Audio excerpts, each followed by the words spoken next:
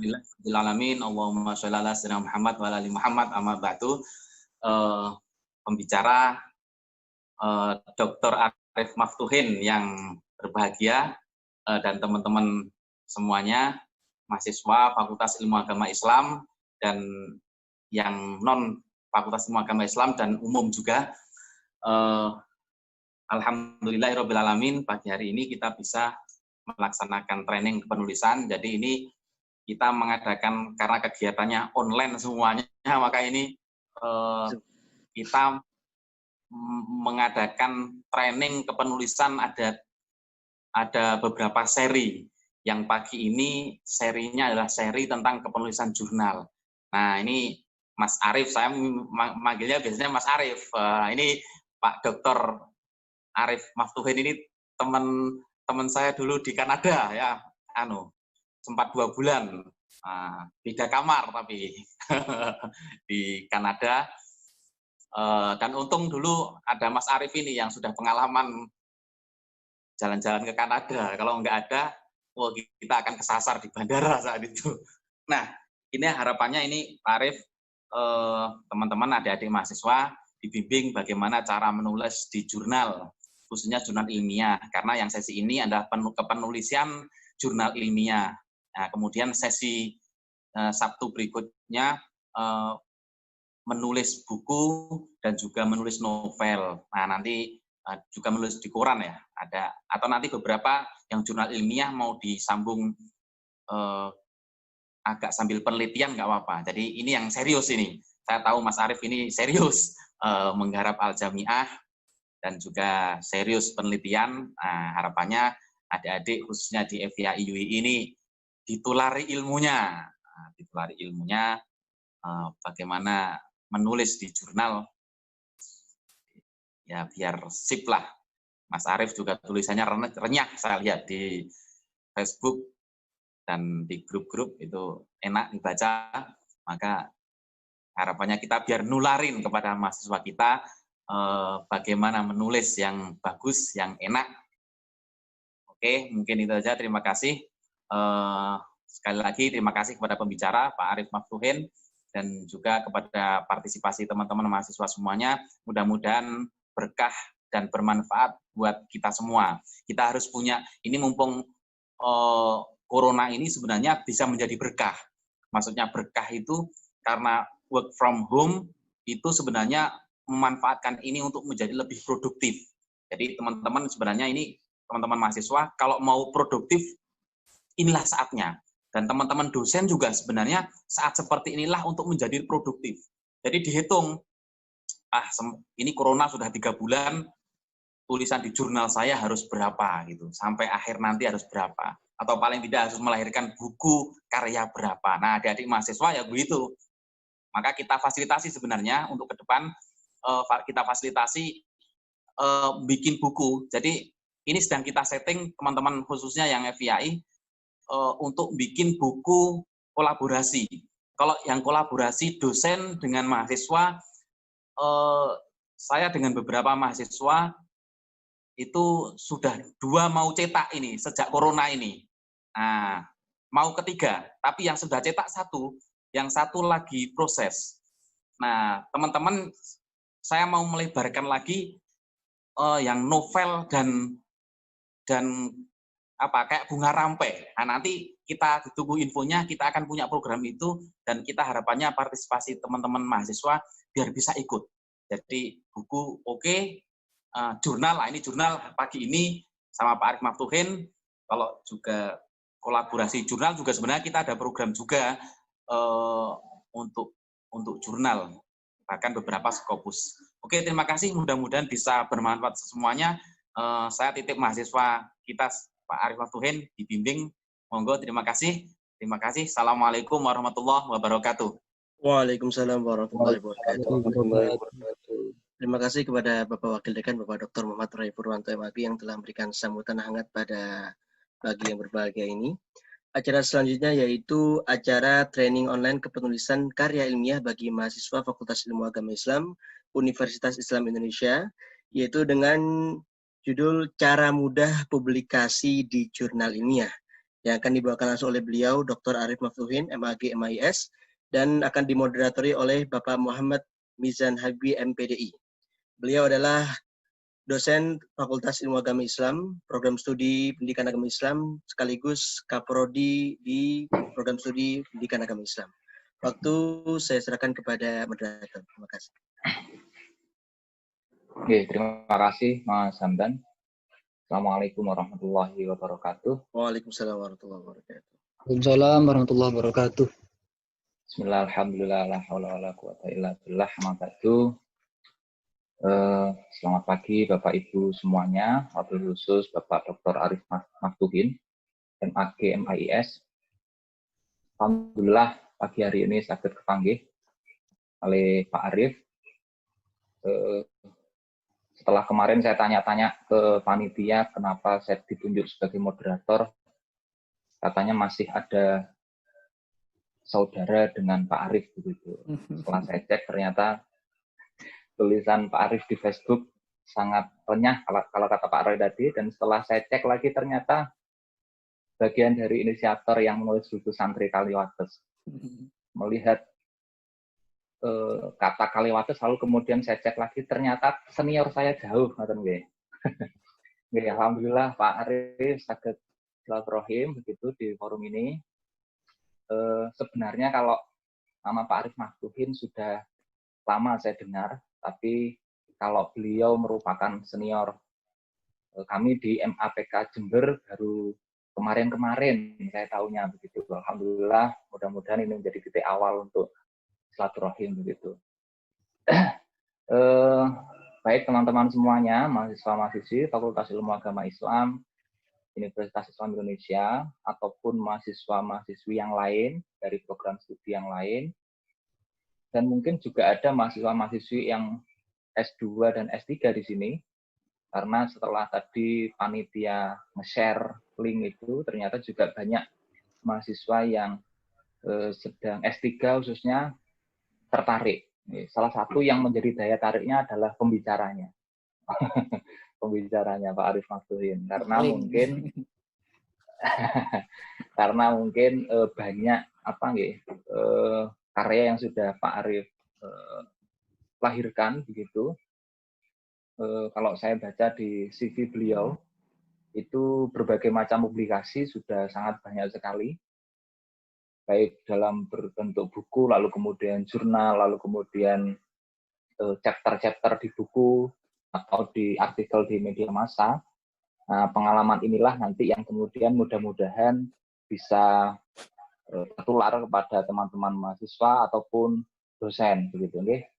Jadi tugas saya yang paling pokok sebenarnya di sini adalah sebagai peserta. Nah, moderator hanya nyambi saja. Nah, mudah-mudahan nanti juga bisa ikut belajar. Dan yang paling menarik teman-teman semuanya, biografi dari Pak Maftuhin ini, kalau saya lihat riwayat pendidikannya, ini sangat dalam tanda petik tidak linier begitu.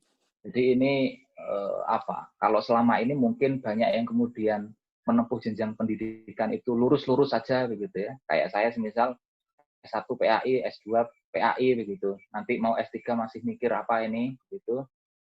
Nah, kalau Pak Arif Maftuhin ini unik begitu. S1-nya politik Islam, lalu kemudian S2-nya ambil ekonomi Islam gitu. Di UIN Sunan Kalijaga, S1-nya di YIN Wali Songo. Semarang ya, Pak? Iya. Cabang Solo. YIN Wali Songo Semarang, Solo. Cabang Solo ya, cabang Sriwedari tepatnya. Oh, nggih. Terus kemudian ngambil S2 lagi di tahun 2007 di University of Washington, ilmu politik, dan S3-nya beliau menekuni bidang ilmu sejarah Islam di UIN Sunan Kalijaga, dan alhamdulillah sekarang sebagai dosen di UIN Sunan Kalijaga Yogyakarta. Pak Arif, monggo mungkin bisa bercerita banyak, berbagi pengalaman terkait dengan penulisan di berbagai publikasi, khususnya pada hari ini kita akan fokus di jurnal ilmiah. Mudah-mudahan nanti pengalaman atau trik yang beliau sampaikan nanti banyak memberikan manfaat kepada mahasiswa. Karena memang di UII itu catur dharma, dharma yang kedua penelitian itu juga tidak hanya diperuntukkan untuk dosen, tapi kemudian ini juga diperuntukkan bagi mahasiswa, dan sekarang sudah booming menjadi basis pembelajaran. Jadi pembelajaran banyak yang sudah kemudian menggunakan basis penelitian. Monggo Pak Arif, waktu sepenuhnya kami berikan pada jenengan. Terima kasih Mas Dik saya, karena Dik jauh tadi katanya, Mas Mizan Habibi.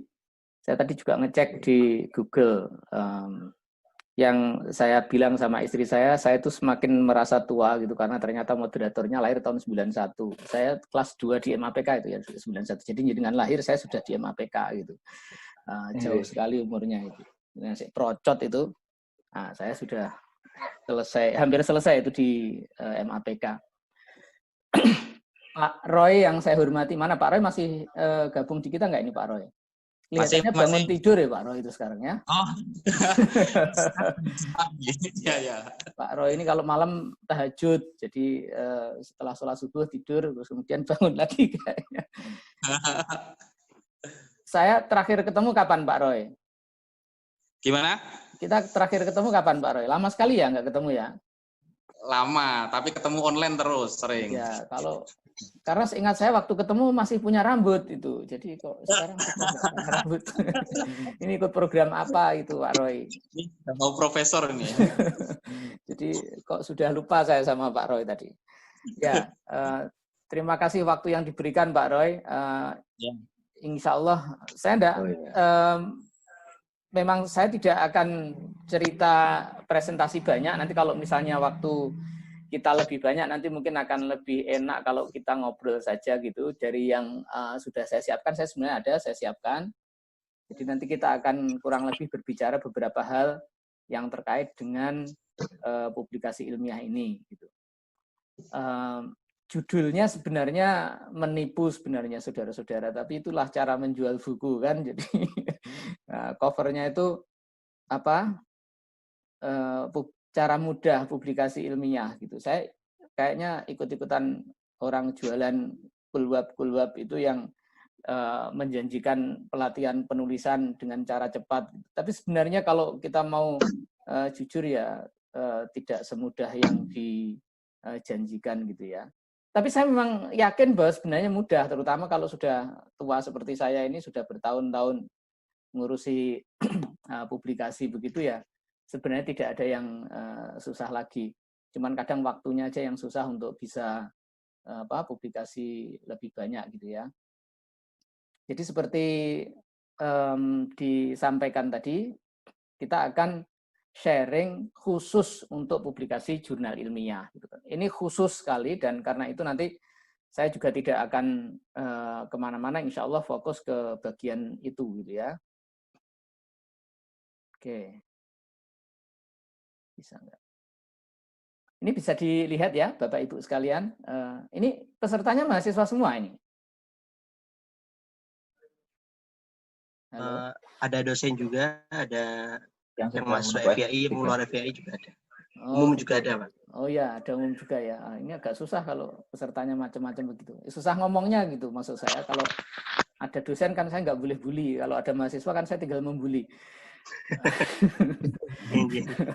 Jadi ini karena pesertanya macam-macam, saya harus lebih santun, lebih gitu kan. Jadi agak seperti bicara di masjid. Nggak usah santun-santun, nggak apa-apa. Oh, nggak usah santun-santun, nggak apa-apa. Kalau berbicara di pasar dengan di masjid kan beda gitu kan. Nah ini, oke, saya yang jelas tidak melihat Bapak Ibu sekalian. Jadi kalau saya ngomongnya tidak santun, mohon maaf sebelumnya ya. Saya hanya melihat layar di depan saya. Jadi, jadi ini saya sharing file, bisa dilihat ya. PowerPoint saya. Kelihatan, Pak. Oke, ya. Saya hanya memastikan saja, nanti saya terlanjur ngomong ngalur ngidul, ternyata PowerPoint-nya nggak tershare. Jadi judulnya adalah cara mudah publikasi di jurnal ilmiah.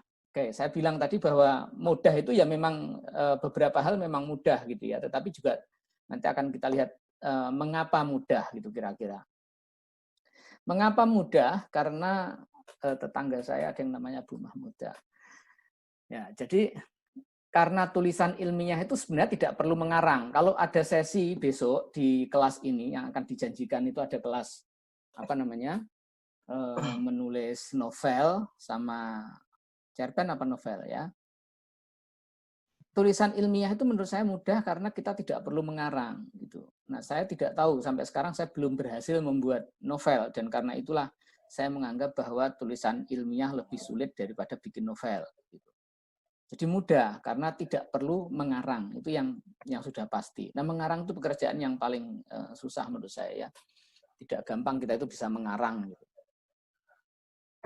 Sebagaimana sebenarnya tidak mudah kita itu berbohong gitu kan. Mengarang itu pekerjaan yang harus butuh imajinasi. Nah, sementara dalam pekerjaan ilmiah atau publikasi ilmiah kita tidak perlu menggunakan imajinasi. Nah, jadi kita setuju saya kira ya, Bapak Ibu sekalian, adik-adik sekalian, bahwa dibandingkan menulis novel dan cerpen, seharusnya menulis tulisan ilmiah itu lebih mudah karena kita tidak perlu mengarang. Nah, kalau rukun yang pertama ini disetujui, kita lanjutkan ke yang kedua gitu ya. Nah, yang kedua, mengapa mudah? Karena tulisan ilmiah itu memiliki pola yang pakem, standar. Di mana saja Anda menulis, sebenarnya pakemnya sama gitu. Mau menulis skripsi, tesis, disertasi, saya bisa sombong karena saya sudah mengalami semuanya gitu. Jadi di sini dan di luar negeri juga sama saja gitu. Artinya pakemnya, kalau saya dulu kuliah di Amerika misalnya ya sama saja yang saya pakai menulis tesis di sana ya kurang lebih sama dengan yang ada di sini. Nah, pakemnya standar. Jadi kalau kalau kita bicara penulisan ilmiah itu selalu kalau misalnya tesis, disertasi, skripsi dimulai dengan judul, kemudian abstrak dan seterusnya gitu. Bahkan kalau tidak sesuai standar nanti ditanya sama pengujinya gitu. Nah, ini motonya kok di halaman 3 tidak di halaman 4. Nah, kita nggak boleh bahkan untuk mengubah moto misalnya sampulnya kita beli moto misalnya gitu kan nggak boleh kan. Jadi sampulnya diganti dengan moto. Maju tak gentar membela yang benar misalnya gitu ya. Jadi membela yang bayar kadang. Jadi itu pakem itu standar. Jadi jenengan belajar nulis ilmiah itu tinggal ambil template-nya. Nah, nanti kita lihat template. Kita ikuti, selesai. Nggak ada seninya sama sekali gitu loh. Dan tulisan ilmiah itu memang sebenarnya tulisan yang paling tidak menarik dari segi genre tulisan ya. Tidak menghibur, kemudian juga tidak tidak membuat bahagia gitu, tidak membuat perasaan misalnya sedih juga tidak ada dramanya. Nah, karena itu tulisannya semuanya sudah memiliki pakem yang jelas gitu ya. Saya tidak tahu harus disampaikan sekarang atau tidak pakemnya, tapi nanti kita mungkin akan lihat saja setelah agak di bagian belakang. Nah, yang ketiga, karena itu maka sebenarnya tulisan ilmiah itu bisa dipelajari dan dilatihkan karena itu bisa pelatihan gitu ya. Saya yakin kalau misalnya ada data gitu, pelatihan penulisan jurnal atau penulisan artikel ilmiah itu jauh lebih banyak daripada pelatihan nulis cerpen gitu. Saya tidak tahu, mungkin di antara Bapak Ibu ada yang pernah ikut pelatihan nulis novel gitu. Saya tetapi tidak pernah dengar ada pelatihan nulis novel gitu ya. Jadi kebanyakan novelis itu tumbuh secara natural gitu, menemukan touch-nya, menemukan sentuhan dan seleranya bersama dengan waktu. Tapi saya jarang sekali ketemu atau belum pernah, jujur saja saya belum pernah mendapatkan tawaran pelatihan penulisan novel gitu. Nah, itu kenapa juga tidak tahu saya, tapi yang jelas mungkin karena memang nulis novel atau cerpen itu tidak bisa dilatih gitu. Tidak seperti penulisan ilmiah. Nah, karena tidak mengarang terus kemudian pakemnya standar, maka sebenarnya nulis tulisan ilmiah itu sangat mudah. Skripsi itu seharusnya bisa selesai dalam waktu sekitar 2 minggu. Nah, tetapi kita kan selesainya skripsi itu 2 semester gitu. Saya disertasi itu hampir berapa tahun ya? 2009 selesai 2016, hampir 7 tahun. Tetapi jujur saja, nulis disertasinya sebenarnya hanya 2 bulan waktu di Kanada sama Pak Roy tadi gitu. Karena sempatnya waktu kita jauh dari pekerjaan, dari rumah, dari urusan anak, nganter anak misalnya begitu, sehingga bisa fokus nulis disertasi. 7 tahun itu hanya waktu yang dibuang-buang sebenarnya, tidak waktu yang digunakan untuk mengerjakan karya ilmiahnya. Jadi itu alasan saya mengapa saya menyebut penulisan ilmiah itu mudah. Karena tidak perlu mengarang, karena sudah jelas pola standarnya. Nanti ada dikenal IMRAD dalam penulisan jurnal, IMRAD. Nah, itu. Nah, yang susah apanya? Tapi ada bagian yang susah sebenarnya, dan itu tidak akan saya bahas di sini gitu. Biar judulnya tetap sesuai dengan yang dijanjikan untuk para peserta, bahwa nulis untuk publikasi jurnal itu mudah. Gitu. Nah, ini yang susah. Nah, yang susah saya bagikan saja. Ini tanggung jawab Bapak Ibu, tanggung jawab Pak Wakil Dekan gitu. Yang susah itu sebenarnya adalah penelitiannya, intinya itu.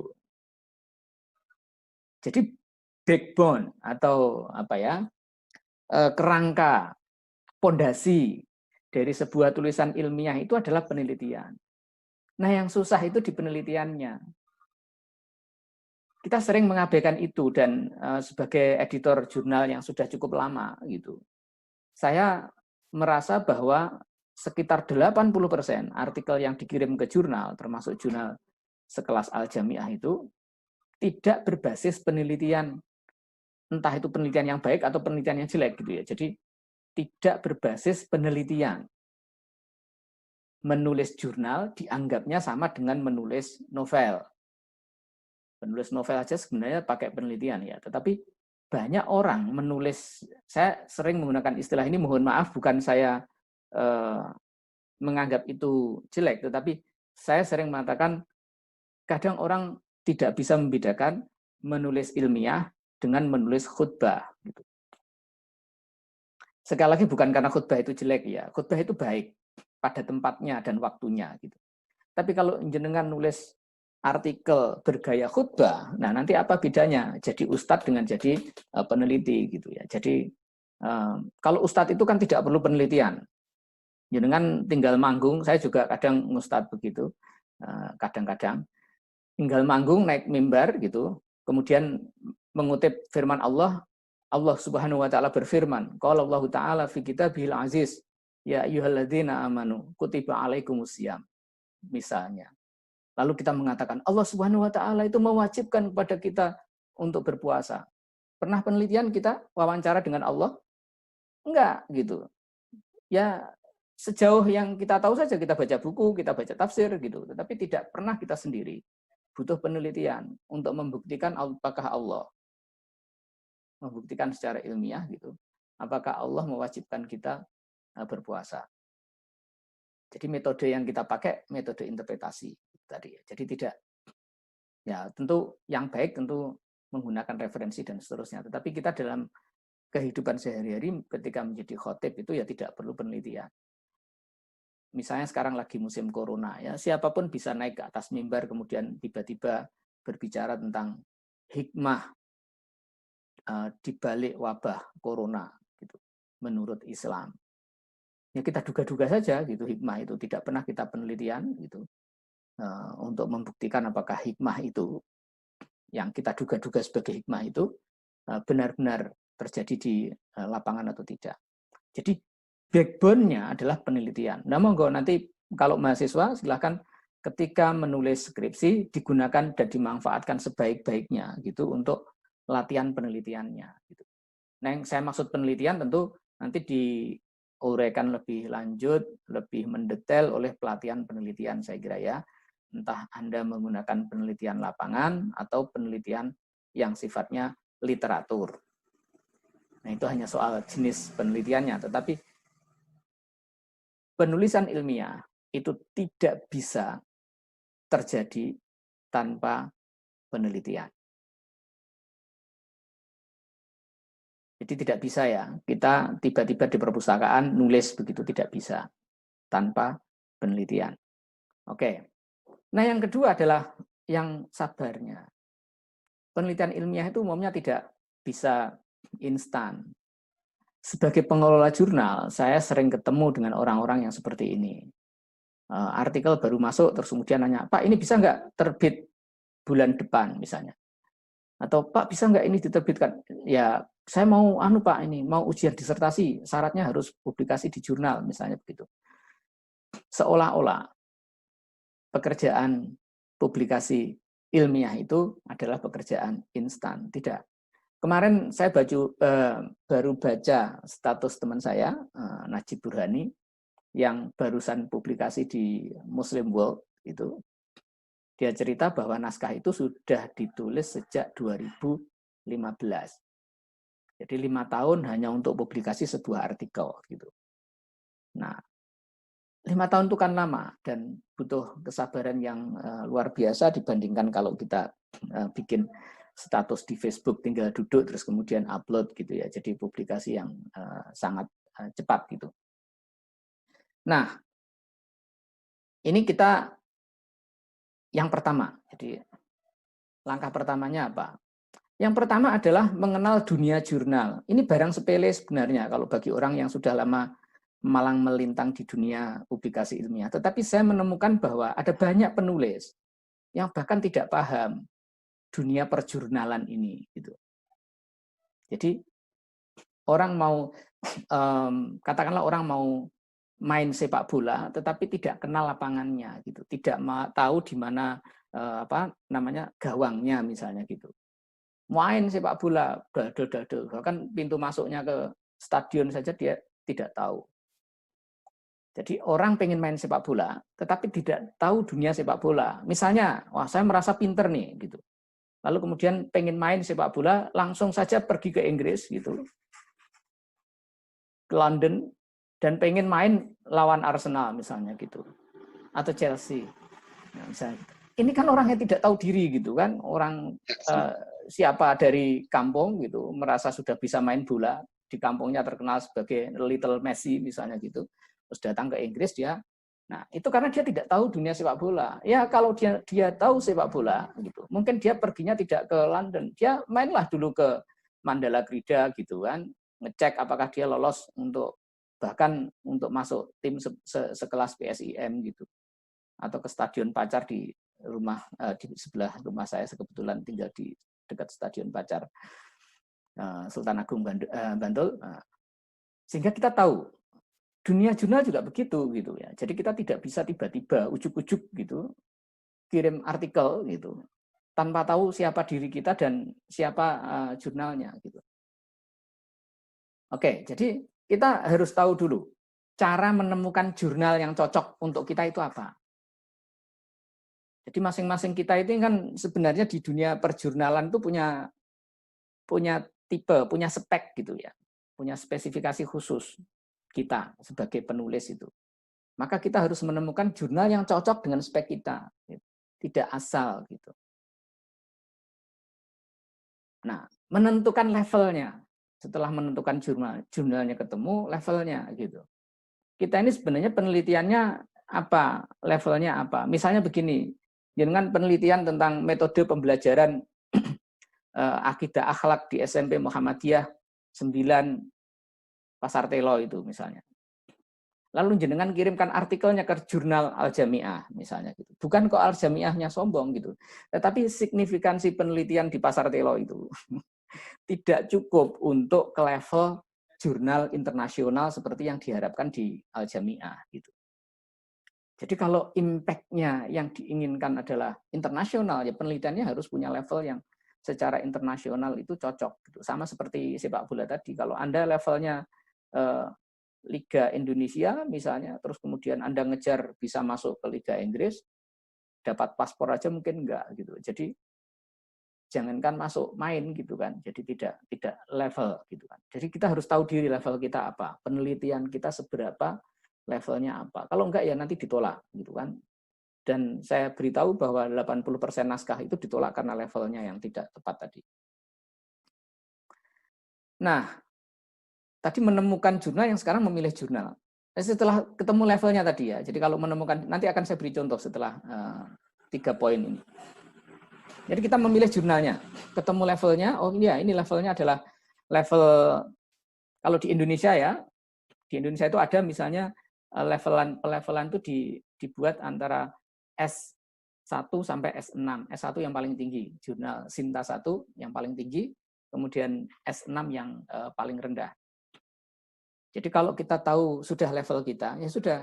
Ini hanya penelitian satu level kecil di SMP Muhammadiyah Parangkajian gitu ya. Mungkin paling cocoknya hanya untuk jurnal S6 misalnya gitu.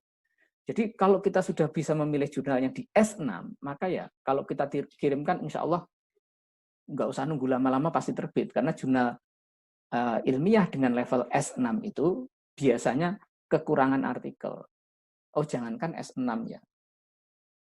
S3, Sinta 3 itu ya, itu juga jurnal yang masih harus berjuang untuk mencari naskah yang baik gitu. Al-Jami'ah itu sebenarnya juga begitu. Kita juga kesusahan nyari naskah ya. Yang naskah yang selevel tapi ya bukan berarti kita akan menerima semua naskah. Tapi naskah yang selevel yang dikehendaki oleh jurnal sekelas Al-Jami'ah itu yang jarang ditemukan. Gitu. Oke. Nah, ini web yang Anda bisa gunakan untuk menemukan jurnal itu ya.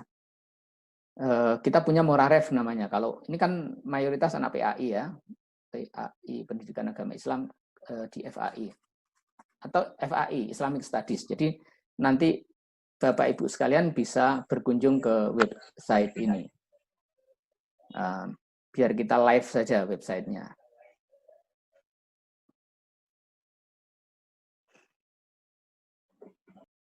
Moraref. Cek apakah websitenya bisa saya share. Bapak Ibu. Sekarang saya ada di website Moraref. Sakit ya? Oke. Oke. Jadi silahkan jenengan ke moraref.kemenak.go.id. Ya kalau di rumah bisa langsung praktek, monggo nggak apa-apa. Silahkan nanti kalau praktek langsung kan bisa sambil tanya nanti. Nah ini adalah satu contoh cara kita menemukan jurnal gitu. Di sini kita bisa menemukan jurnalnya gitu ya. Nah, ini beda dengan kalau misalnya jenengan ke Google Scholar. Nah, bedanya itu kalau di Moraref itu kita nanti bisa mengetahui jurnal itu berdasarkan levelnya tadi gitu. Jadi kalau sebenarnya saya lebih suka menyebut kalau Google Scholar itu untuk mencari artikel. Tetapi kalau Moraref itu untuk mencari jurnal. Nah, khusus bagi teman-teman di FAI, Moraref ini memang sebenarnya didesain untuk itu ya. Jadi jurnal-jurnal Islamic Studies itu yang kita prioritaskan untuk kita masukkan ke dalam database Moraref ini. Ini masih dalam tahap pengembangan. Ada kriteria yang kita buat, ada M1, M2, M4, M3 dan M4 itu. M1 itu adalah jurnal-jurnal yang kalau di Indonesia akreditasinya itu adalah S1 atau Sinta 1. M2 adalah jurnal-jurnal yang akreditasinya S2 gitu. Nanti suatu saat akan kita ubah, mungkin akan kita kembangkan kriteria yang tidak copy paste gitu ya. Ini kriterianya sebenarnya copy paste saja. Nah, tetapi yang tidak, kalau jenengan ke Moraref itu jenengan sudah tahu jurnal-jurnal apa yang bisa disubmit. Teman-teman S3 mungkin bisa, kalau diwajibkan harus jurnal internasional, ya tentu ambil jurnal yang M1 itu. Jadi kalau misalnya kita klik di sini,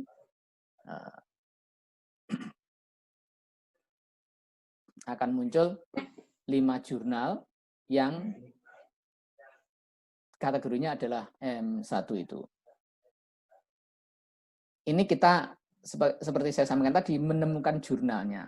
Oke, kalau teman-teman S1 mungkin ya nggak usah jauh-jauh lah. Jenengan bisa mulai dari M3 kalau saran saya, kalau untuk S1 ya. M2 mungkin terlalu berat. Jadi kita akan search jurnal yang levelnya M3 kalau di sini. Nah, sudah. Ini kita sudah menemukan jurnal-jurnal yang berlevel M3 itu. Ada jurnal edukasi dari STAIM, Tulung Agung, terus kemudian ada At-Ta'tib, Muwazah, dan seterusnya. Ada banyak sekali ini ada berapa? Kurang lebih ada 139. Bayangkan, 139 jurnal. Kalau masing-masing jurnal itu satu edisi menerbitkan 7 saja, kalau 10 berarti 1.390 ya.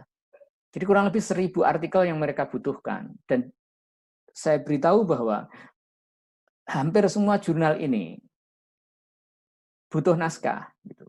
Maka kalau kita mengatakan publikasi ilmiah itu gampang, mudah, ya mudah. Karena sebenarnya etalase untuk publikasi itu tersedia sangat banyak. Dan hampir semua pengelola jurnal itu sepakat nyari tulisan itu susah. Gitu.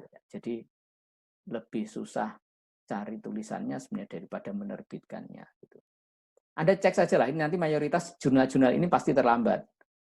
Mayoritas ya, ini sudah bulan Juni 2020, Anda cek apakah ada jurnal itu yang sudah publikasi untuk edisi 2020 gitu.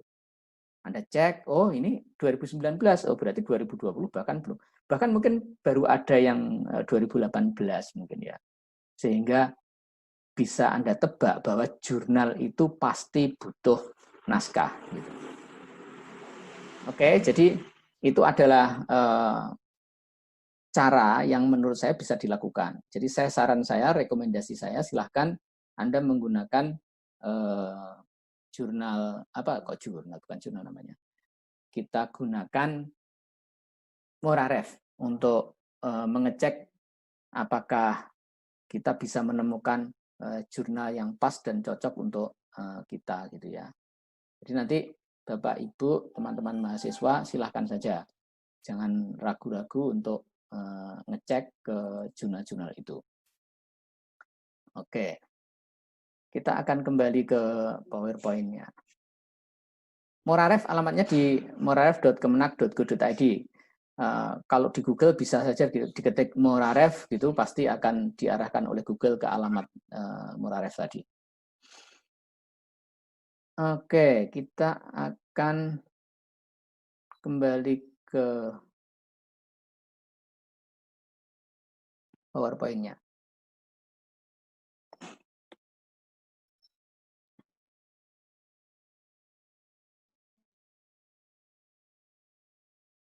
Jadi sampai di situ ya.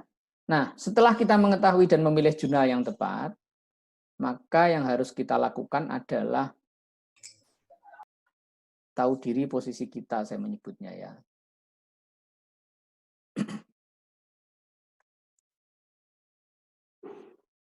Jadi kita mengenal jurnalnya, yang pertama itu. Katakanlah tadi kita memilih jurnal, waduh, kita belum ngambil contoh ya, tapi kalau misalnya kita ngambil salah satu contoh saja, misalnya, kita ambil ke Moraref lagi. Bentar. Kita pilih salah satu jurnal. Oh ya, belum saya share ya.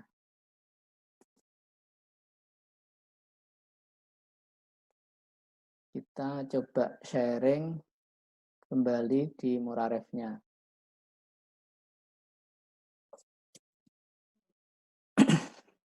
Oke. Katakanlah kita memilih, oke, sekarang saya akan publikasi di jurnal Muwazah. Nah, ini ada M3 Muwazah, judul jurnalnya, diterbitkan oleh PSG. PSG itu mana ya? PSG itu di Prancis gitu kan. Klub sepak bolanya. Muwazah. Nah, kalau kita klik di Moraref, kita bisa dapat link ke websitenya. Ini tersharing nggak websitenya Muwazah? Kadang kalau saya buka tab baru tidak tersharing masalahnya. Oke. Sharing. Tersharing ya Muwazahnya? Itu sharing. Oke, ya. Jadi misalnya kita, oh ini sekarang sudah S2 ini, sudah naik peringkat ini. Oke.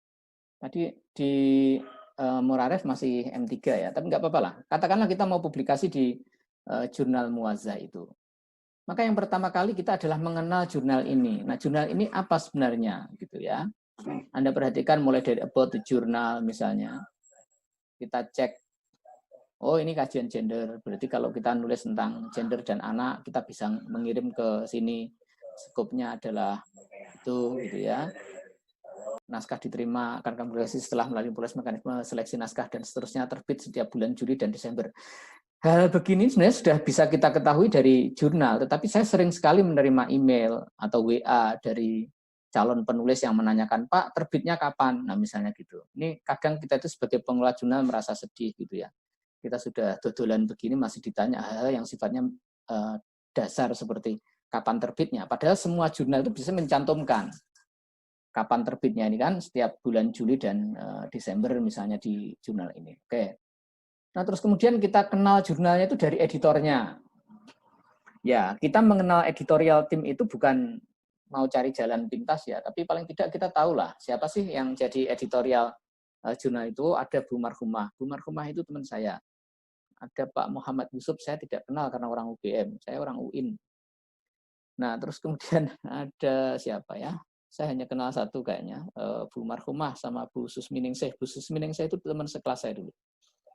Nah, jadi misalnya saya, oh ini pengelola jurnalnya ini gitu. Nah, kalau Anda mungkin kenal, mungkin bisalah nanya WA gitu ya untuk komunikasi lebih lanjut, walaupun itu sebenarnya juga tidak terlalu membantu gitu. Tapi paling tidak silaturahim tidak apa-apalah. Saya kira menerima seperti itu ya.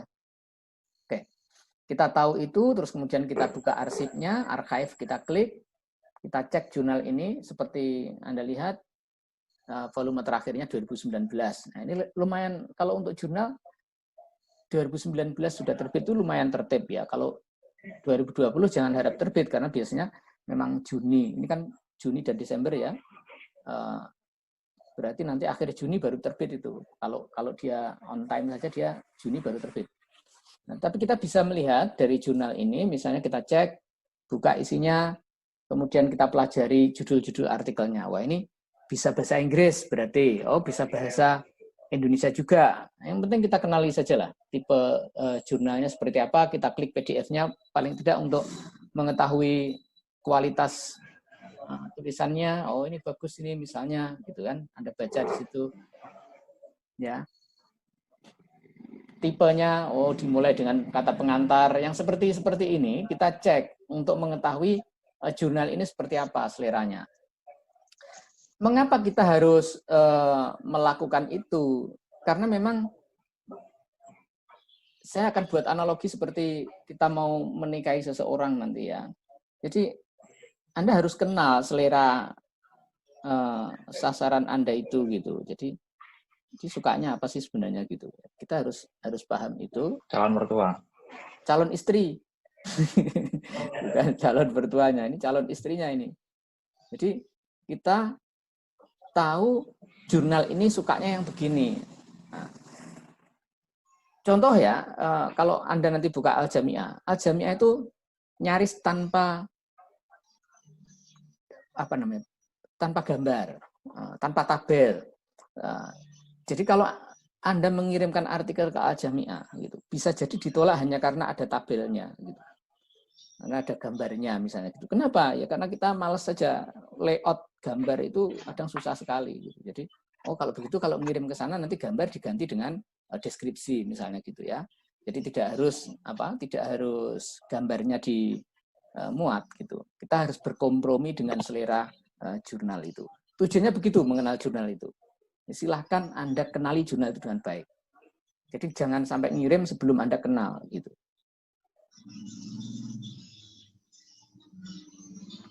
Nah, macet, bentar. Oke, saya ganti dulu ya.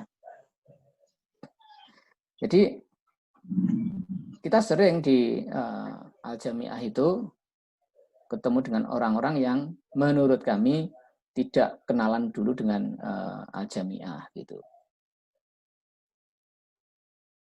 Oke. Nah, maka dari itu harus kita memastikan waktu kita ngirim memformat tulisan sesuai dengan jurnal. Nah, format itu bisa jadi mungkin pernah dengar ya. Kalau belum pernah dengar, biasanya mahasiswa belum pernah dengar nih. Style. Jadi masing-masing jurnal itu biasanya punya style. Al-Jami'ah punya style sendiri. Terus kemudian style umum yang bisa dipakai misalnya APA. Apa itu? APA itu psikologi ya, jurnal Asosiasi Psikologi di Amerika, punya standar penulisan. Yang dalam bahasa Indonesia kita sebut sebagai gaya selingkung gitu. Jadi kita olah, jurnal ini pakai catatan kaki, maka kita mengirimkan juga pakai catatan kaki. Kalau pakai body note, kita ngirimkan juga dengan body note gitu. Jadi jangan jurnalnya pakai catatan kaki, kita ngirimnya pakai body note gitu. Itu menunjukkan bahwa kita niat gitu. Pernah suatu ketika kami menerima tulisan pakai body note begitu, pada Al-Jami'ah itu pakai catatan kaki. Nah, ketika kita minta untuk diubah menjadi catatan kaki, penulisnya malah nanya, ada nggak jaminan kalau tulisan saya dimuat kalau sudah saya ubah menjadi catatan kaki? Ini orang kurang ajar. Jadi hanya dimintain begitu aja sudah ngenyang gitu kan. Nah, jadi kadang kita tidak menerima kompromi dalam hal-hal yang seperti itu ketika tulisannya bahkan mungkin hanya pas-pasan gitu ya. Kecuali kalau tulisannya mungkin dari orang yang sangat berkualitas, tulisannya bermutu begitu, kita kadang mengalah ya. Tapi umumnya sebagai penulis tolong kita menulis sesuai dengan format jurnal. Lalu kemudian kita submit. Ya sudah sesuai dengan jurnal. Tadi kalau misalnya ngecek jurnal biasanya mereka menyediakan template namanya ya. Setiap jurnal menyediakan template. Jadi silahkan dipastikan bahwa Bapak Ibu ketika mengirimkan jurnal, mengirimkan artikel ke jurnal itu mengikuti template dari jurnal itu. Kita kembali ke jurnalnya Pekalongan ini. Yang Pekalongan ini temannya Pak Roy juga nih, Pak Maghfur ini. Ya, nanti mungkin bisa minta tolong Pak Roy ini. Ya. Jadi di mana tempatnya template? Biasanya panitia jurnal menyediakan di halaman depan sini ya. Anda lihat di editorial item reviewer berakses ini tidak ada author guideline. Nah, biasanya ada di author guideline ini. Kita klik author guideline. Nah, ini kita ikuti. Jurnal ini hanya menerima tulisan sepanjang 5.000 sampai 7.000. Bisa bahasa Indonesia, bahasa Inggris dan seterusnya. Secara aturan dan template penulisan adalah sebagai berikut. Ini template-nya. Ada klik di sini. Ikuti template ini. Nah, berarti tulisan di jurnal muwazah atau muwazanah itu tadi harus mengikuti cara ini ya. Lihat ada abstrak, keyword, abstrak, kata kunci, pendahuluan. Nah, pendahuluan itu isinya apa? Pendahuluan berisi argumentasi pentingnya kajian yang diawali dari permasalahan penelitian dan seterusnya. Terus kemudian pembahasan utama, sub, pakai heading level 1, heading level 2 dan seterusnya itu ini kalau nulis dengan grafik ada gambar, keterangan gambar, captionnya di bawah, daftar pustakanya di seperti itu. Terus kemudian tadi ini pakai body note ya, pakai body note apa referensinya?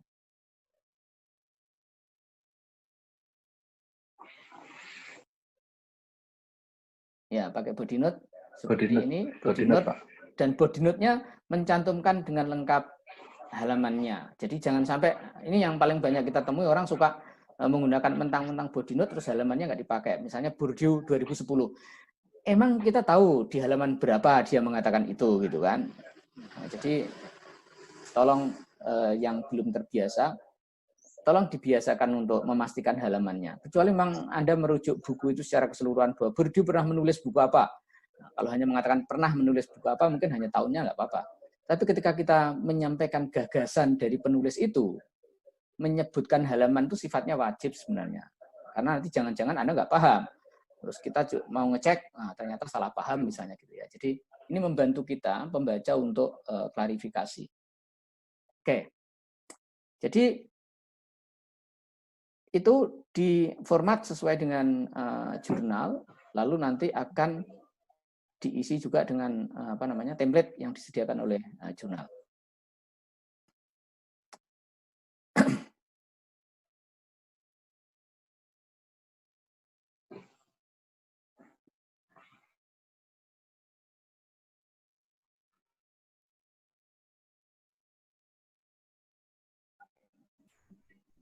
Ya, ini sudah, kita lanjutkan ke menikahi jurnal. Saya menyebutnya menikahi ya.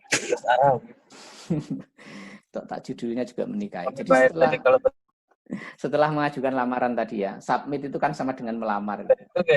Dan setelah itu kemana? Jadi kalau diterima, berarti kita sudah menikahi jurnal itu. Ini isinya sama ini. Kayaknya saya salah ini. Oke, bentar. Nah ini, kadang kita itu juga tidak sabar menunggu. Saya sampaikan ya Pak, Bu, menunggu tulisan di jurnal itu memang tidak pernah sebentar. Kita target saja lah ketika kita ngirimkan artikel ke sebuah jurnal itu 6 bulan itu paling cepat. Itu paling cepat direspon ya 6 bulan. Jadi kalau kita ngirim itu 6 bulan itu ya sudahlah, pokoknya 6 bulan kita lupakan gitu kan. Nanti tiba-tiba dapat jawaban diterima atau ditolak misalnya gitu kan. Jadi kasih waktu 6 bulan. Tidak ada standarnya, tetapi kasih waktu 6 bulan biar kita tidak terlalu berharap gitu kan. Berhenti berharap lagunya Ceylon Seven. Jadi kita tidak perlu berharap banyak waktu cepat. Jadi kalau misalnya ini terkait dengan syarat untuk lulus misalnya, syarat lulus S2 atau S3 ya dihitung saja bahwa nanti saya ingin wisuda Agustus 2020 ya, kalau sekarang submit di jurnal ya pasti telat gitu. Jadi jangan terus kemudian memaksa pengelola jurnalnya untuk cepat-cepat nerbitin tulisannya. Bagian berikutnya adalah mengikuti saran revisi. Tidak ada naskah yang sempurna. Dan karena itu kita harus sejak dari awal menyediakan diri untuk terbuka terhadap saran revisi. Nah, yang terakhir, tanggung jawab publikasi. Ini tanggung jawabnya banyak ya Pak, Bu. Sebenarnya ketika saya menyebut tanggung jawab publikasi itu, ini ada yang dari awal, misalnya terkait dengan plagiarisme. Gitu. Itu sudah harusnya selesai. Sekarang ini hampir semua pengelola jurnal menggunakan Turnitin. Saya bukan penggemar aturan Turnitin minimal 10%, 15% ya. Saya tidak termasuk penggemar itu, tetapi saya kira memang Turnitin itu harus digunakan untuk membantu entah itu prodi, entah itu penguji skripsi, entah itu pengelola jurnal untuk menemukan kemungkinan plagiarisme. Tetapi tidak ada jaminan sebenarnya kalau kita buat aturan itu. Misalnya ada yang universitas yang membuat aturan maksimal similarity-nya 20%. Kalau di bawah 20% dijamin tidak plagiat, tidak ada gitu. Jadi plagiarisme itu tidak semata-mata terkait dengan similarity gitu. Jadi kalau 0% misalnya similarity-nya pasti tidak plagiat, enggak juga gitu kan. Saya akan bisa bikin naskah 100% plagiat dan 100% bebas dari Turnitin gitu. Maka saya selalu mengatakan Turnitin itu membantu kita untuk menemukan plagiarisme, tapi jangan sampai digunakan sebagai aturan untuk menentukan plagiarisme dan tidak.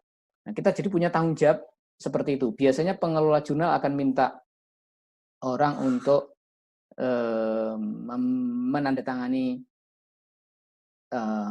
tanggung jawab publikasi itu, termasuk tidak terbit di jurnal lain. Nah, ini juga etika kita gitu. Sama seperti tadi mau, ya mungkin kalau melamar perempuan bolehlah kita melamar 2-3 pada saat yang bersamaan sambil nunggu siapa yang mau menerima gitu ya.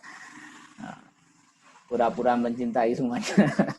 Terus kemudian siapa saja lah nanti yang menerima nanti saya nikahi gitu. Tapi kalau jurnal tidak boleh. Jadi kalau Bapak Ibu sudah submit ke jurnal A, maka jangan sampai pada saat yang bersamaan mensubmit artikelnya ke jurnal B.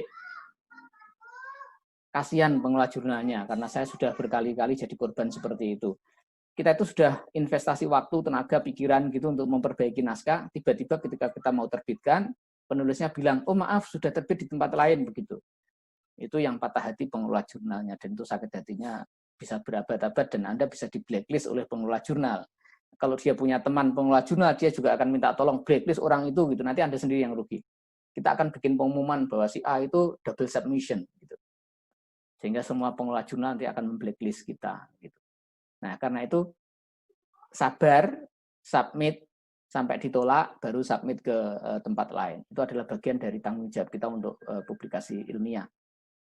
Demikian juga kalau sudah terbit, nah ini yang kadang kita mungkin lupa, sekarang sudah zamannya kita sharing.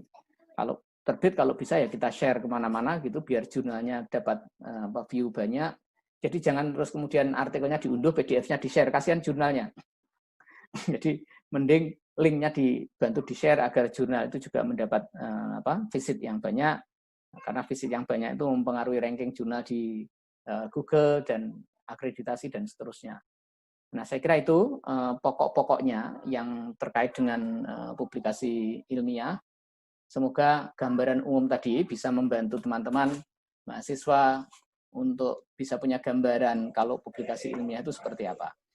Nah, tapi sekali lagi saya sampaikan, itu sangat mudah selagi kita hanya bicara tentang publikasinya. Jelas sekali ya, tetapi kadang yang perlu kita agak bekerja ekstra keras itu adalah di penelitiannya. Maka kita sering mengatakan proposal penelitian itu 80%, 10% berikutnya penulisannya, 10%-nya kemudian tinggal publikasi. Mas Mizan, saya kembalikan waktunya. Terima kasih. Oke, matur nuwun Pak Arif Maftuhin atas pemaparannya. Jadi saya semakin yakin bahwa sebenarnya menulis jurnal itu mudah, begitu nggih. Setidaknya ini menjadi motivasi bagi kita semuanya, dan mungkin teman-teman panitia yang juga ada unsur dosennya, tendiknya itu juga penting untuk mempublikasikan biar ilmunya itu tidak dipek dewe lah, begitu nggih. Jadi secara substantif publikasi ilmiah itu sebenarnya juga bagian dari proses untuk melebatkan manfaat, kira-kira begitu. Baik, tadi sodakoh jariah. Kalau ide, gagasan atau temuan riset kita nanti diamalkan oleh banyak orang sehingga itu akan menjadi amal jariah bagi kita. Nah, kira-kira begitu. Baik teman-teman semuanya, tadi saya kira teman-teman juga sudah merekam apa yang disampaikan oleh Pak Arif. Ini saatnya saya persilahkan kepada siapapun di antara teman-teman yang ingin kemudian bertanya atau menyampaikan sesuatu, atau tanya terkait jodoh, ya enggak apa-apa. Tadi berulang kali beliau menganalogikannya dengan jodoh gitu. Monggo, saya berikan kesempatan. Nah, nanti tolong host bisa membantu untuk membuka mic-nya.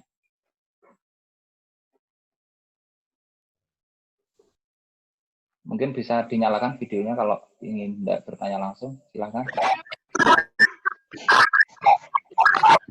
Sudah ada?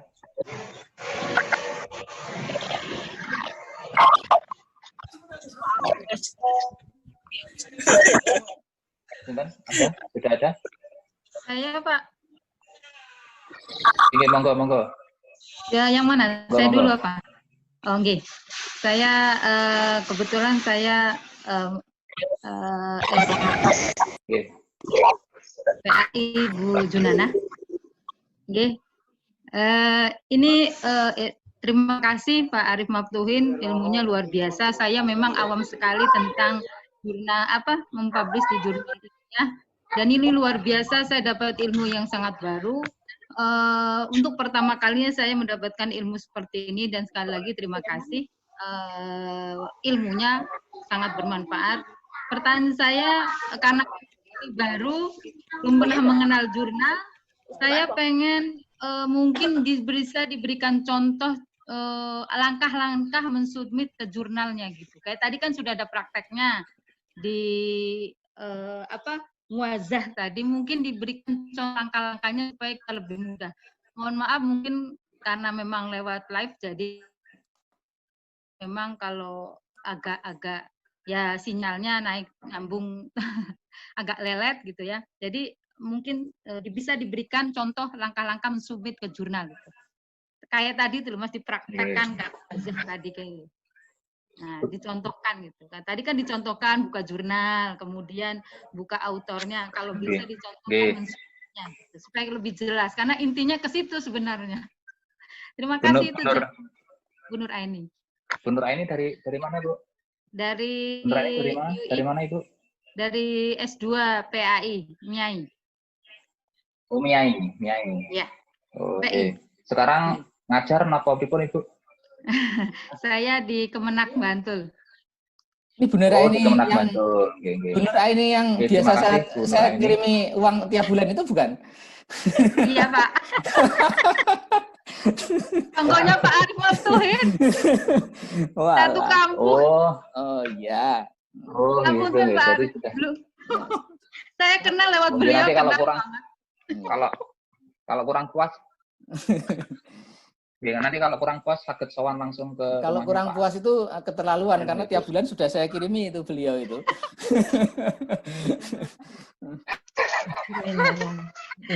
Jurnal. Monggo teman-teman yang lain kalau ada lagi teman-teman yang lain. Nining. Kayaknya Nining tepuk tangan atau ngacung maksudnya Nining? Nining, monggo Nining. Nining, monggo Nining. Nining di unmute. Ya. Nah, oke, monggo Nining.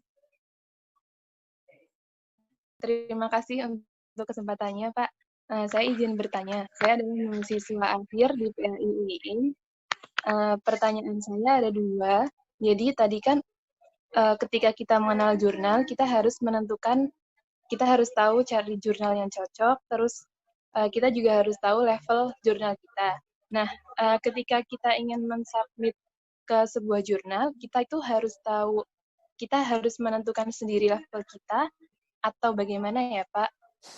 Terus yang kedua, karena saat ini saya sedang mengerjakan skripsi, nah nanti hasil dari skripsi itu apakah bisa juga dijadikan jurnal dengan mensubmitnya ke jurnal tertentu? Mungkin begitu, terima kasih. Assalamualaikum warahmatullahi wabarakatuh. Assalamualaikum warahmatullahi wabarakatuh. Mungkin satu lagi nih. Tadi Pak, ada yang privat saya mungkin langsung bisa ditanyakan. Bu Revi, kalau masih di sini, ada yang privat saya, mungkin langsung bisa disampaikan ke narasumber. Ya, baik Pak. Baik, Assalamualaikum warahmatullahi wabarakatuh. Waalaikumsalam warahmatullahi wabarakatuh. Kalau saya Viviati dari NIAI PI, Ekonomi Islam. Mungkin saya tanya. Suaranya agak putus-putus. Sinyal mungkin. Sinyalnya mungkin gitu.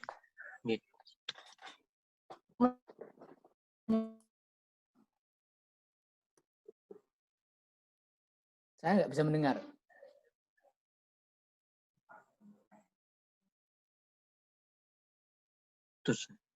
Mungkin nanti saya sampaikan langsung ya. Jadi inti pertanyaan dari Bu Revi ini, intinya adalah apakah kita menulis bahannya dulu atau mencari jurnal dulu, nonton. Tadi mungkin kan ada bagian dari proses mengenal jurnal itu yang ditanyakan beliau, nulis dulu, nulis artikelnya dulu atau mencari jurnalnya dulu, nonton. Mungkin 3 dulu nggih. Monggo Pak Maftuhin bisa langsung direspon. Oke. Yang pertama terkait dengan langkah-langkah submit jurnal, terus yang kedua, ya kalau sebenarnya jenengan tinggal cari di YouTube itu banyak ya cara submit OJS begitu. Jadi saya tidak mungkin karena baik waktu maupun kesempatan yang terbatas mungkin tidak bisa memberikan. Tetapi di YouTube kalau jenengan cek dengan cara submit OJS itu akan ada banyak tutorial. Cara mudah submit naskah ke jurnal OJS misalnya gitu ya. Cara register dan upload artikel di OJS ini ada, saya yakin ada langkah demi langkah nanti yang akan dibantu oleh pembuatnya ini. Ya, jadi misalnya ini kita agak percepat saja.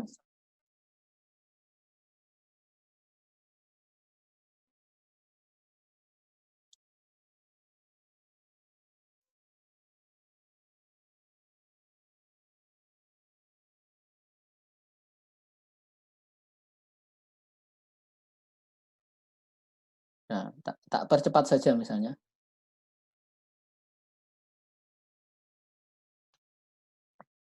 Ini register ya, cara register untuk di jurnal.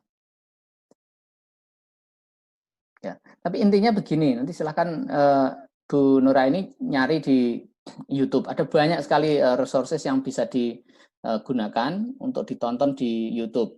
Step by step di situ ada. Karena semua orang juga saya kira sudah sangat populer sekarang ya OJS itu nanti kebetulan kalau yang OJS sistem lama yang barusan saya tonton nanti bisa cek lain lagi. Kalau ini yang OJS 3, tadi yang OJS 2 namanya, sistemnya agak sedikit berbeda, tapi sebenarnya pada dasarnya sama saja. Nah, silakan jenengan pelajari di YouTube. Nanti kalau tidak bisa tanya sama Pak Taufik ya. Nggak usah tanya saya. Dan tanya sama dosen Usuluddin saja. Hasil ya belajar. Ya, jadi itu saya kira untuk Bu Nuraini. Ada banyak sekali ya Bu. Jadi bisa dicek ke sana, bisa dipelajari. Tinggal dipilih saja. Lalu untuk Mbak Nining, menentukan level. Siapa yang menentukan level? Ya kadang kita sendiri, kalau kebutuhannya adalah kita sendiri, tapi juga kalau kampus mengharuskan tertentu, ya kita harus mengikuti syarat kampus. Jadi kalau misalnya yang S3, minimal misalnya S2. Jadi S3, strata S3 maksud saya, itu minimal upload atau publikasinya di jurnal terakreditasi S2. Misalnya ya, saya tidak tahu, ini kan masing-masing kampus punya peraturan. Kalau misalnya pengen jadi guru besar, misalnya harus Scopus levelnya, misalnya gitu. Itu kita nggak punya pilihan kalau dalam kasus seperti itu. Mau tidak mau, kalau mau jadi profesor, ya harus jurnal yang sudah terindeks Scopus levelnya. Tidak bisa jurnal terindeks Sinta 6 digunakan untuk maju guru besar gitu. Itu maju lektor kepala aja ditolak. Jadi kita tidak bisa menentukan level kadang. Tetapi sebagai penulis yang merdeka gitu, merdeka itu maksud saya, kalau saya sekarang misalnya tidak ingin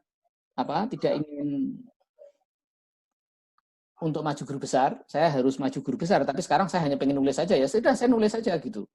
Kadang kan penelitian kita itu ya penelitian iseng-isengan saja gitu kan, daripada di rumah nganggur tadi, sementara sama Pak Wakil Dekan diperintahkan untuk produktif di rumah, nah kan susah. Ini kalau sudah Wakil Dekan dawuh, ini kaitannya dengan evaluasi pimpinan ini. Nah, jadi untuk menyenangkan hatinya Pak Roy, nah saya penelitianan gitu kan. Yang penting kalau ditanya Pak Roy, penelitian. Nah, misalnya gitu, yang diteliti tetangganya gitu kan.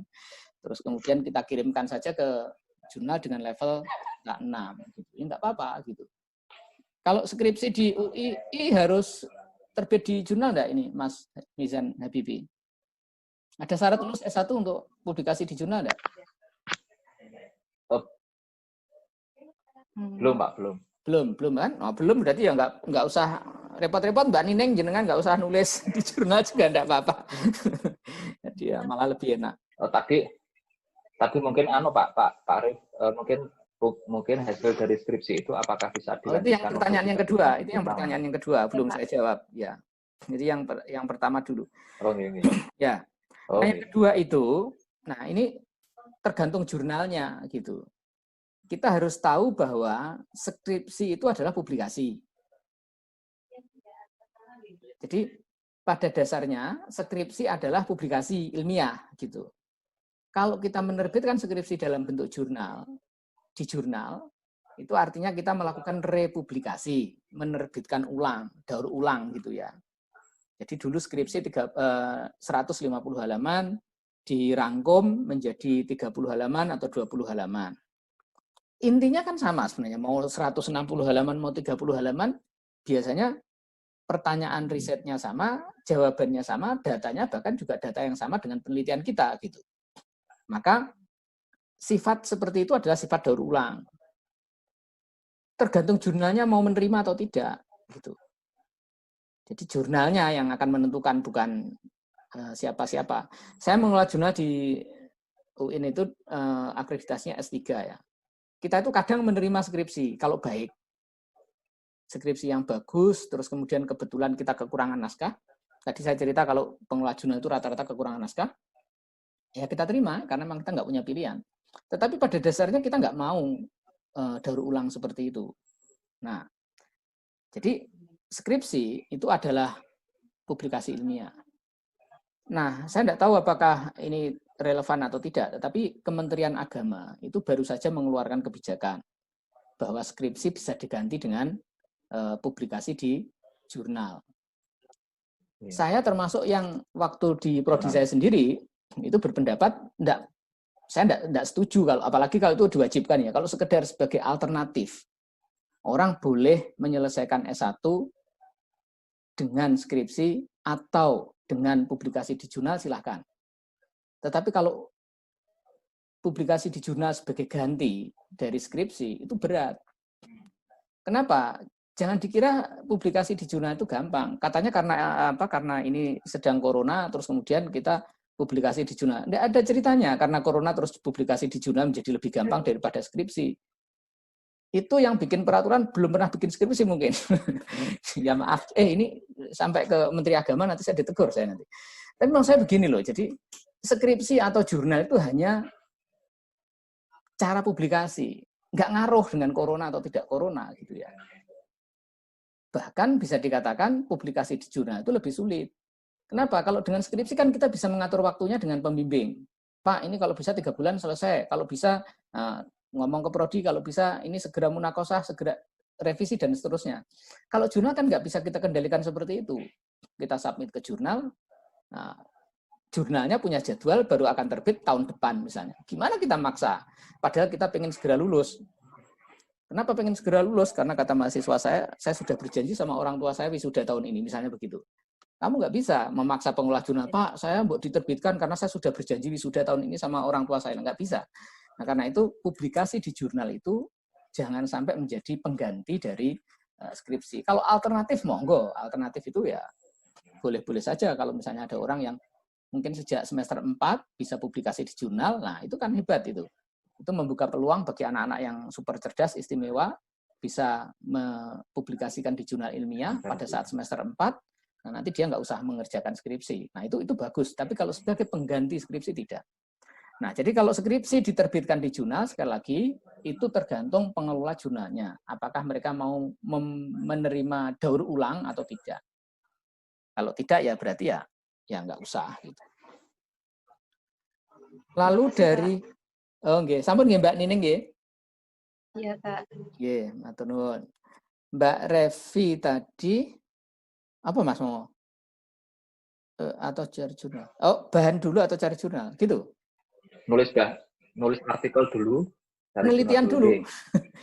Yang penting kan seperti saya katakan tadi, yang paling berat itu kan di penelitiannya gitu. Nah, penelitian itu kan tidak penelitian itu kan mentah. Maksudnya penelitian itu ya kita penelitian, riset questionnya apa, dijawab dengan metode penelitian tertentu, kita turun ke lapangan, dapat data, ketemu jawabannya. Nah, jawaban dan penelitian dan seterusnya sudah jadi, sekarang tinggal kita cari jurnalnya. Nah, dengan kita cari jurnalnya itu kita akan memformat tulisan kita sesuai dengan selera jurnal gitu. Nah, dalam konteks seperti itu, maka penting bagi semuanya tanpa kecuali, baik yang mahasiswa, dosen, dan yang lain-lain, untuk belajar menggunakan reference management seperti Zotero atau Mendeley. Sehingga nanti kalau misalnya harus ganti jurnal, itu tinggal klik di Zotero-nya. Misalnya, oh ini jurnal A, ini pakai catatan kaki. Kirim pakai catatan kaki. Besoknya lagi ganti jurnal B yang pakai body note.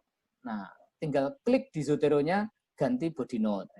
Kalau tidak kan kita harus 2 kali kerja, ganti body note ke footnote dan seterusnya itu. Nah, jadi yang penting penelitiannya Mbak Revi. Penelitiannya selesai, datanya meyakinkan, format laporannya tergantung pada jurnal yang kita akan publikasikan. Kita senangkan jurnal itu sesuai dengan kemauannya. Kalau dia maunya tidak pakai tabel, ya kita buang tabelnya dan seterusnya gitu ya. Jadi yang penting seperti saya katakan tadi di presentasi juga, penelitiannya harus mantap dulu. Gitu.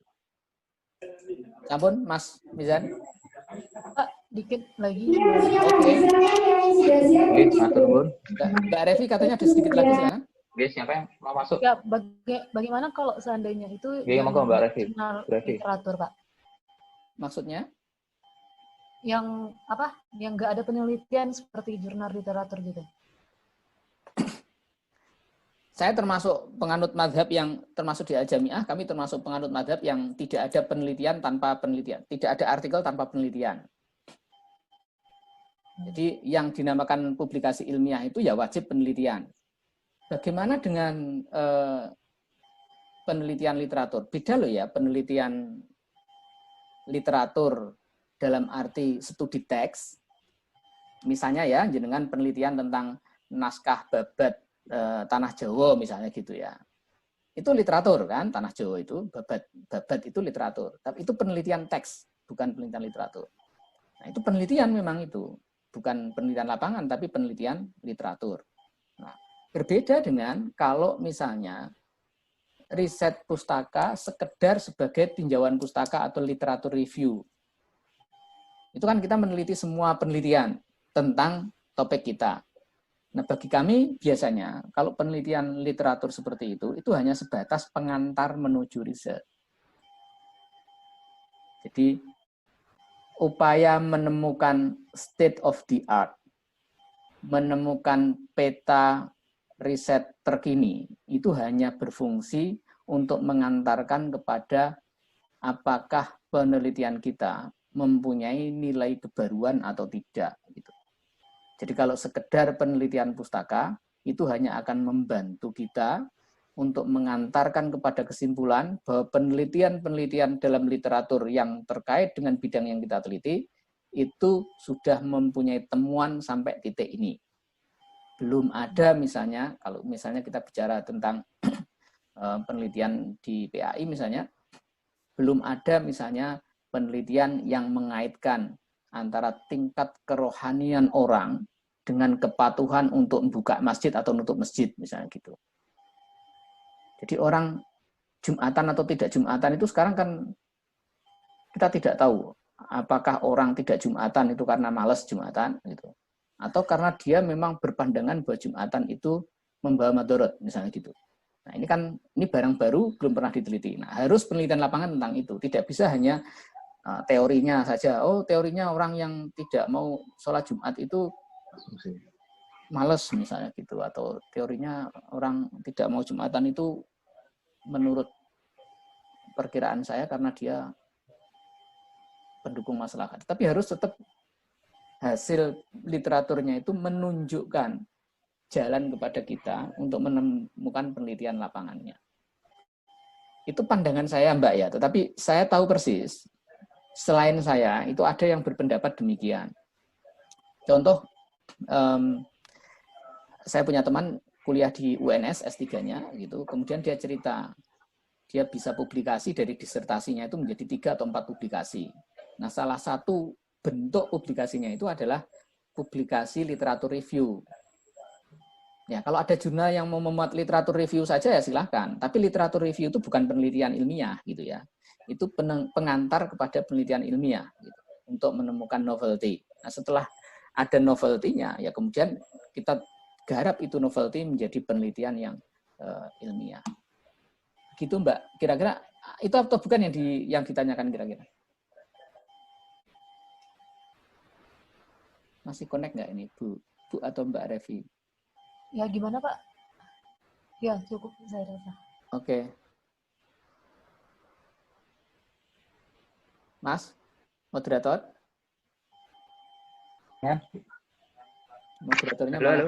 Halo, ya. Oke. Oke, Pak Arif masih ada waktu, ya?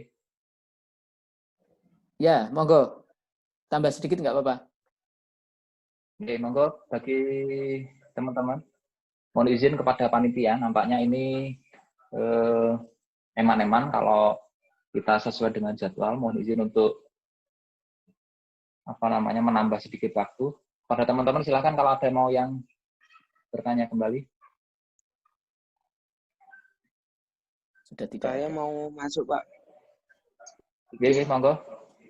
Fitrohuddin. Monggo, masuk. Iya. Untuk pengiriman Perkenalan dulu Mas Fitroh.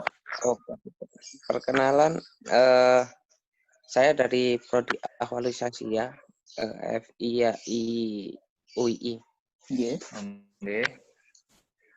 Untuk submit, iya UI. Submit, apakah seperti submit kepada tulisan-tulisan yang lain, Pak? Maksudnya ketika kita untuk mengejar waktu, seumpama waktu kita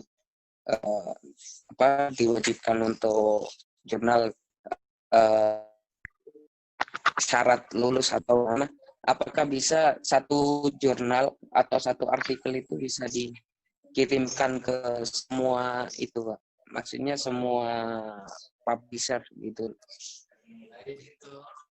Jadi kita bejo-bejoan ini yang mana yang diterima gitu loh, Pak. Ya, tadi bukan sudah saya hanya sebutkan berharap kalau satu itu publisher tidak aja. boleh. Oke. Itu haram hukumnya ya. Monggo Sebenarnya sama mau di Pak jurnal ilmiah atau di koran sebenarnya sama. Kalau kita mengirim ke satu tulisan ke dua koran misalnya, itu juga nanti kalau konangan itu kita akan di blacklist juga. Jadi di mana-mana sama peraturan soal double submission itu adalah haram gitu ya. Jadi tidak boleh. Nah, makanya itu kan tadi Bapaknya kan ngomong estimasi waktu, mending jauh-jauh hari mengirimnya gitu loh. Berarti Ya. ini tentang komitmen, Pak ya? Ya, tentang komitmen. Etis itu. Etika submission.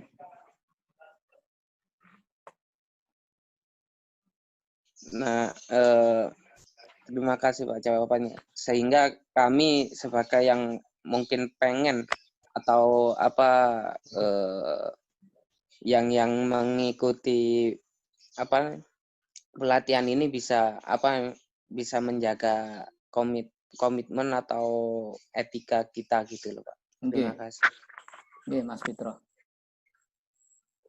Amin. Terima kasih Mas Fitro. Jadi memang harus dipersiapkan dulu, neliti dulu, lalu kemudian tadi kuncinya sabar tadi itu. Sabar dan setia. Mungkin masih ada yang lain? Saya ingin bertanya, Pak. Tanya, Pak. Sabar dan setia, nggih. Tidak mendua. Monggo. Bismillahirrahmanirrahim. Assalamualaikum warahmatullahi wabarakatuh.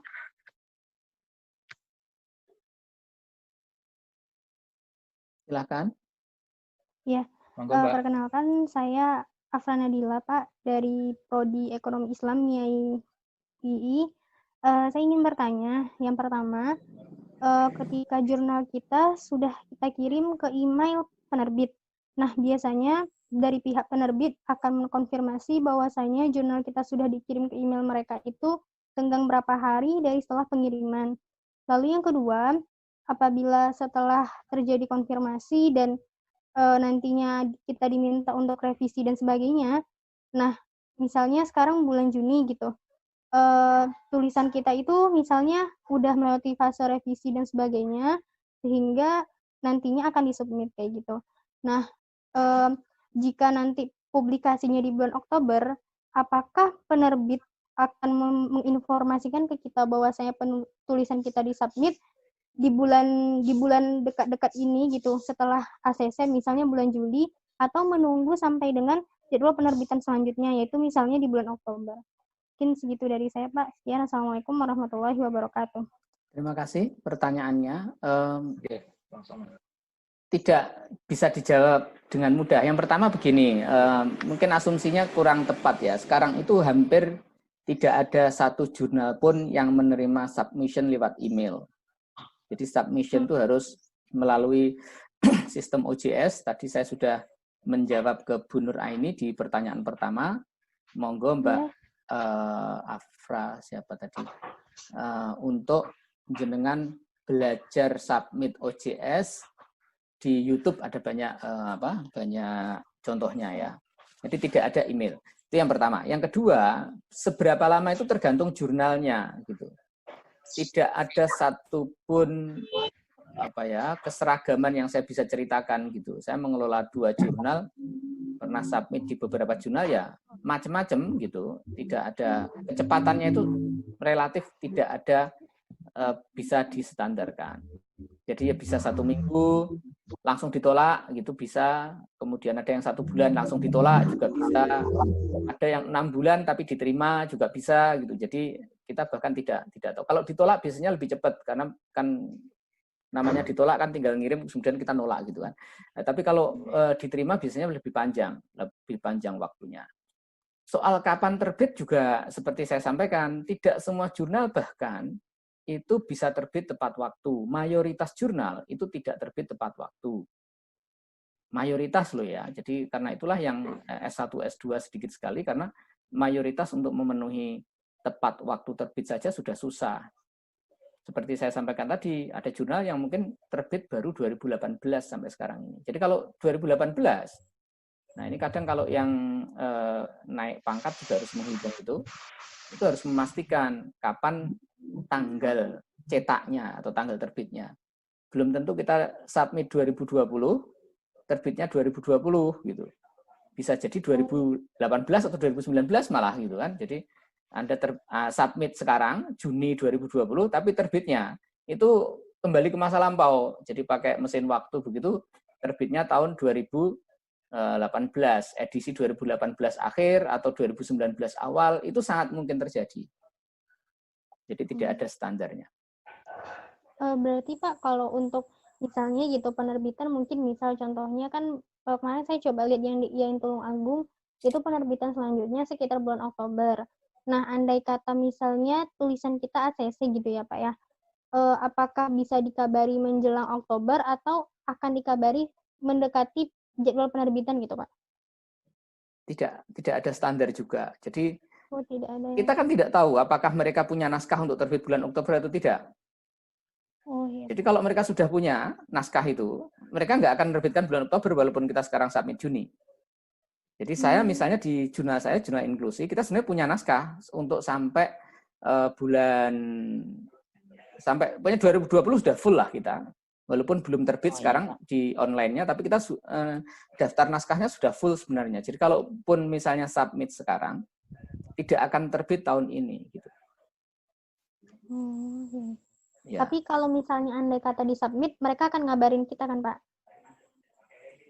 Ya, tergantung mereka juga. Dikabari untuk diterima atau ditolak? Semisal diterima, tapi mungkin nanti bakal diterbitkan mungkin di tahun 2021, tapi minimal jadi jangan berharap dulu, Pak, pertama kali jangan berharap menerima surat untuk diterima ya. Mayoritas 85% mungkin atau 90% kabar pertama itu adalah kabar untuk merevisi. Jadi kabar pertamanya adalah kabar untuk merevisi. Itu tidak, dan merevisi itu tidak ada jaminan terbit juga gitu kan. Setelah direvisi nggak ada perbaikan yang cukup, berarti ya kemungkinan batal terbit juga gitu. Oh iya Pak. Terima kasih ya Pak ya. Iya.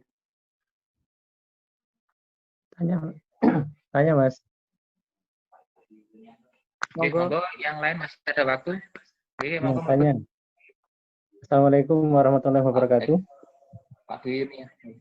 Pak Dwi, monggo Pak. Nama saya Dwi Yunianto dari UI, MIAI juga.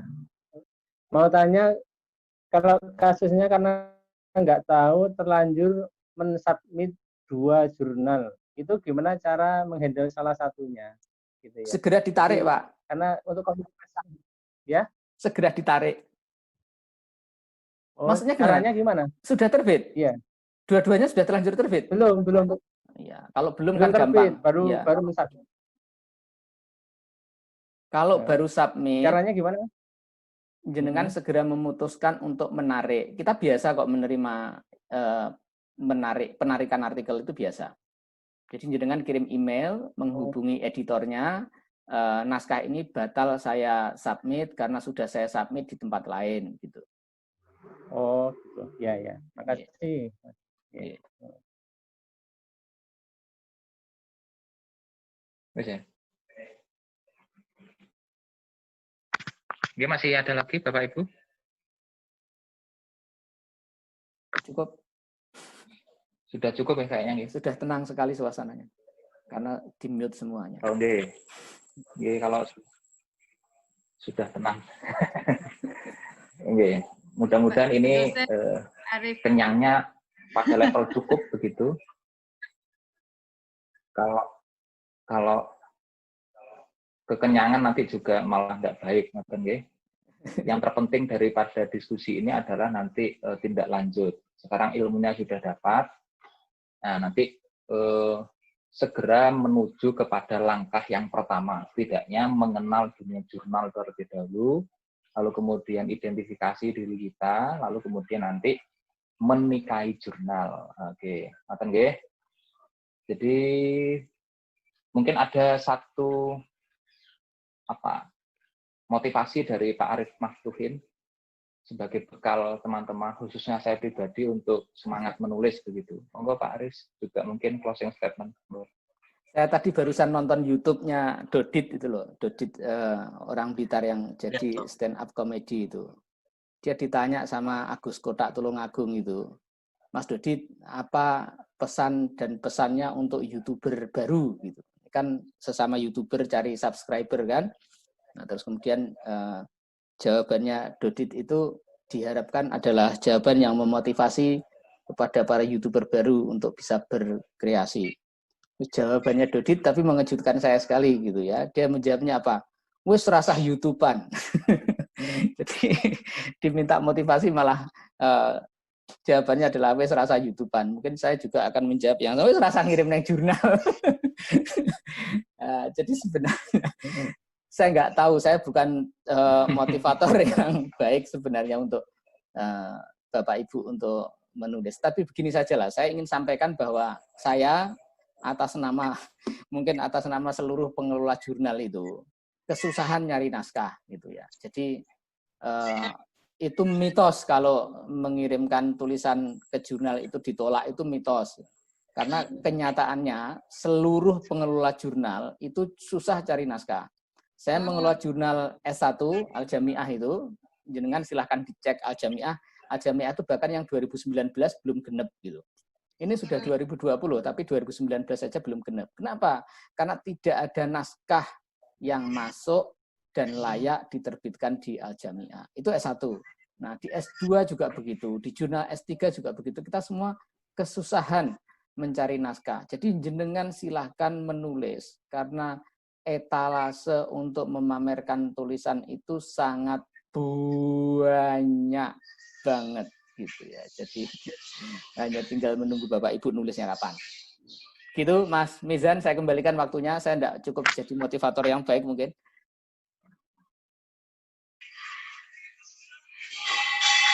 Nggih, matur nuwun Pak Arif Maftuhin atas motivasinya begitu. Yang jelas sekarang ada informasi bahwa banyak jurnal yang kekurangan naskah sehingga ini menjadi suntikan setidaknya. Jadi motivasinya itu nggih Pak. Jadi banyak jurnal yang kekurangan naskah. Nah, sehingga kita bisa membayangkan mudah-mudahan kita bisa menutupi kekurangan-kekurangan itu.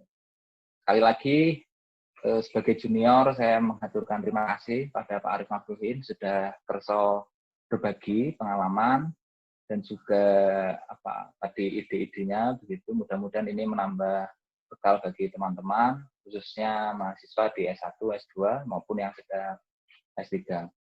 Mudah-mudahan kita bisa bersilaturahim kembali. Amin. Dan Bapak Ibu dan teman-teman semuanya, mohon maaf apabila ada kesalahan, kekurangan dalam kami memandu acara diskusi kita pada pagi hari ini. Mudah-mudahan manfaat. Kurang lebihnya mohon maaf. Assalamualaikum warahmatullahi wabarakatuh. Waalaikumsalam. Saya kembalikan ke Mas Handan.